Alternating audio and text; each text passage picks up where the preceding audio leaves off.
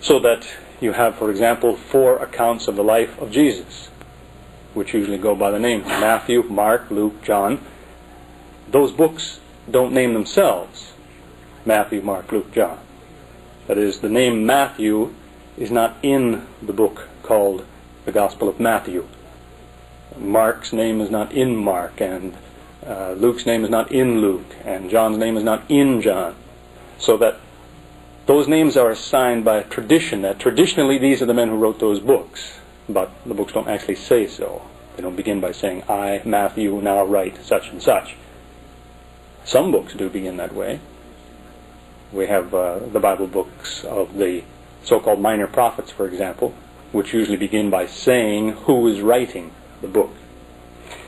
In any case, these nicknames had been passed along through the centuries, and it was in the early Middle Ages that, for the sake of convenience, some scholars divided these books into chapters.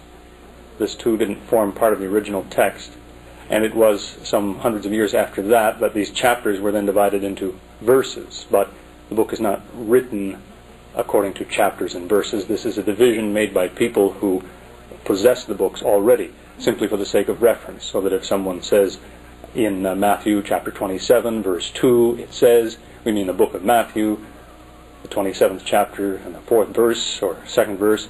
This has been more or less universally recognized, this division according to the verses, but it was not part of the original writing. As I say, many writings existed among the Jews and the Christians, many writings. The Bible itself talks about those writings. In fact, very often you have places where the Bible books cite these other writings which are not in the Bible as references. In the books of Joshua and Judges, for example, it will tell a little bit about a historical event and then say, for further information, see the book of Jasher or the book of Kings and so on. These are books that are not in the Bible, but they existed at the time when these Bible writings were first put together, and so they were cited as reference. This continued right down to the time of Jesus and beyond. You have, for example, in the little Bible book of Jude, which was written after the time of Jesus, a quotation from the book of Enoch. Now, the book of Enoch isn't in the Bible.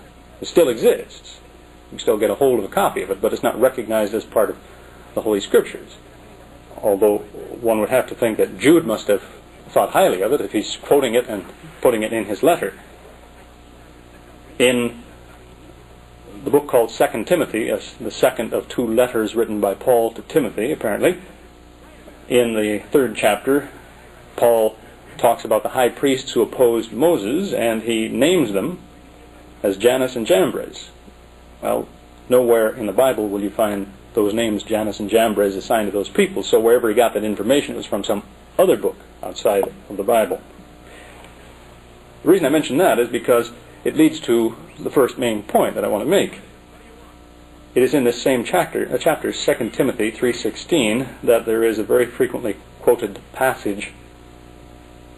It reads in this place that all Scripture is inspired of God. And there is a school of thought in Christianity, among others, but there is one school of thought, which emphasizes very much, in this verse they say the writer is claiming that all of the Bible was given by God. It's a possible meaning, I suppose, but it requires some interpretation, because what the man has said is that all Scripture is inspired of God, and a person has to say, well, when he said Scripture, he meant Bible. But what he said was Scripture. And whether or not what he meant is what people now mean when they say Scripture is a debatable point. As I say, Bible is a nickname given sometime later to what we have come to regard as Scripture. There's also the point that the sentence is just as easily translated from the Greek that it was originally written in as to mean that every Scripture which is inspired of God is beneficial. That is to say, there's a lot of things that are script that people write, but only the ones that God directed are the ones that are worthwhile. That too makes a lot of sense, and it's an alternate view. This verse is often used, as I say, by some to try to say, no, all of the Bible came from God. Well, it won't quite do the job, because if it's put in context, it simply cannot refer to the entire Bible. The verse before it is the one that is really never read. It's not included with it. In the verse before this, as Paul wrote to Timothy, he mentioned what he regarded as Scripture. He told Timothy, he said, the Scripture, which you've been reading since you were a boy. All Scripture is inspired of God, and so on. Well, when Timothy was a boy, the New Testament didn't exist. Hadn't been written yet. So whatever Paul's talking about, he's not talking about a great deal of what is now regarded as Scripture. There's another verse that's often used very much out of context in the same regard. The third last verse in the Bible, it's in a book called Revelation, or the Apocalypse, says that no one should add to this book or take from this book, or he will be cursed. So sometimes people point to this verse and say, you see, in this place God says, my book is finished. He says, don't let anyone take anything away, don't let anyone add anything, or he'll be cursed. That's the end of my book. Well, it's interesting that the same people will tell you, if you press the point, they may not know it, but they can go and look it up, I suppose, that there's no dispute. Nobody will dispute the fact that this book of Revelation, the last book in the Bible, was not the last book written. There were 3 written afterwards, at least. 1st, 2nd, 3rd John. They were written years later, but they are put in ahead of number 66. You have 1st, 2nd, 3rd John, then the little short book of Jude, then the book of Revelation. So Revelation is last in the Bible just because it's been put in that place, not because it was written last.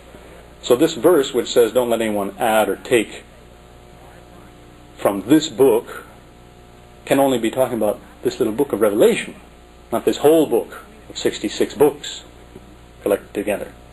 That is appreciated by most people, I want to stress. Most Christians know that. It's just a shame that perhaps those who speak the loudest, those that you're most likely to see if you turn on the television, do not appreciate that point. And so they lay a great deal of stress on this to say, this is God's book, here's where He finished it. It simply isn't true. The Muslim is rather frustrated in trying to consider the Bible for a number of reasons, but the first obvious thing that occurs to him is, if someone says to him, all of this came from God, he wants to know, where does it say that? Does it say that somewhere in there? Does God make that claim in this book you say He wrote? And this is what's missing. These are 2 examples that suggested that people often try to use, and it's about the best they can do, but there is no claim of total inspiration. What you have instead are statements like, in one of the Old Testament books, the book of Jonah, this is Yunus of the Quran, this book begins by saying, the word of the Lord came to Jonah, the son of Amittai, saying, quote, here the man starts by saying, God gave me something to say, and here it is.